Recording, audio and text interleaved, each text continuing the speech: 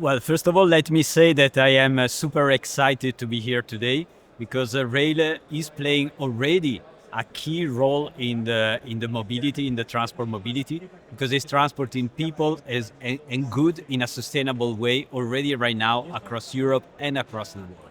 But we are today in a moment of transition from an analog system to a digital system. And the idea is to harness the potential of this digital and automation transition to really bring back the key essential feature of rail being a reliable system, being an efficient system from an economical perspective, energy perspective, but also, and more importantly, also from a safety perspective, and bringing back these to the citizens, to the businesses, so that we can offer more sustainable mobility services. And this is also the role of Europe's rail when we're doing research and innovation activities to enable this transition and to enable this transition in a single, in a coherent and coordinated way across countries. So what we are looking at, as I have mentioned, is to transition from an analog system to a digital system. These bring opportunities in terms of automation, but also in terms of efficiency. And when we're speaking of efficiencies, it's mainly reduction of cost. Because the fact that today the rail system is not implemented everywhere is not because the rail system is not a good system. It's because of sometimes the economics behind it are difficult to implement because the return on investments, if you want, are really long term.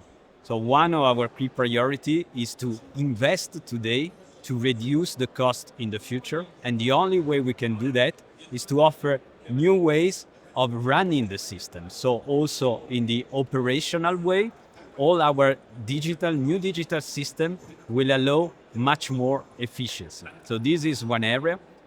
Other type of area of research activities related to still the improvement of the energy efficiency of our transport solution, that even if today it's already much more sustainable than all other transport modes from the energy perspective, we can still gain more out of it. And energy, it's also a key concern in today's economy. So therefore, if you're able to consume less with this system, you're able to consume more in other systems. Today we're speaking of artificial intelligence, for example. And using all of these intelligence being developed by other systems, I mentioned artificial intelligence, but also satellite communication and other type of technology into the rail system. It's also part of our business.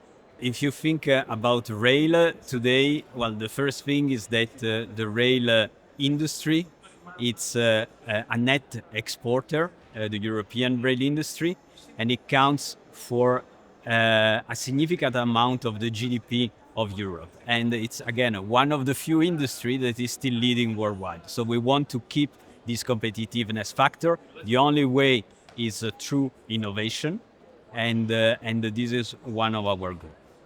The second part of the competitiveness, it's about how do we exploit the fact that we would like to create, as I explained before, a single system that is operating in a coherent and harmonized way across Europe. So our contribution to the creation of the so-called single European rail area will bring a competitiveness benefit by the fact that the businesses, for example, can transport their goods from A to B across country in a seamless way, in an economical, efficient way. And also, by the way, citizens can then travel seamlessly also across Europe. But then it's also about the inherent effect of promoting rail. When you are promoting rail, you are reducing the congestion, for example, of transport.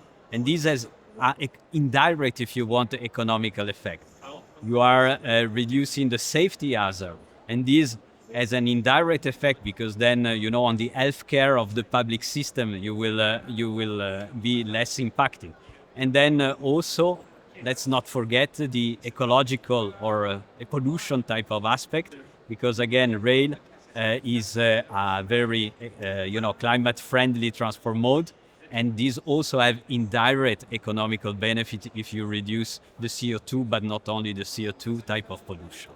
Again, the rail system has much more to offer, In the integration, first of all, with other transport mode, rail cannot bring people nor goods from A to B. So in any case, the connections with the other transport mode are necessary. But in order to do that, rail also needs to become more efficient in its operation, and it also needs to become more economically viable. And therefore, investments are needed. And my message is that rail doesn't need subsidies from the government, but it does need investment so that in the future it can become much more sustainable, much more connected with the other transport modes. This is our aim. And for this, we need, again, all the governments to invest in rail, to help us out. We need also the rail sector, all the stakeholders to work on it.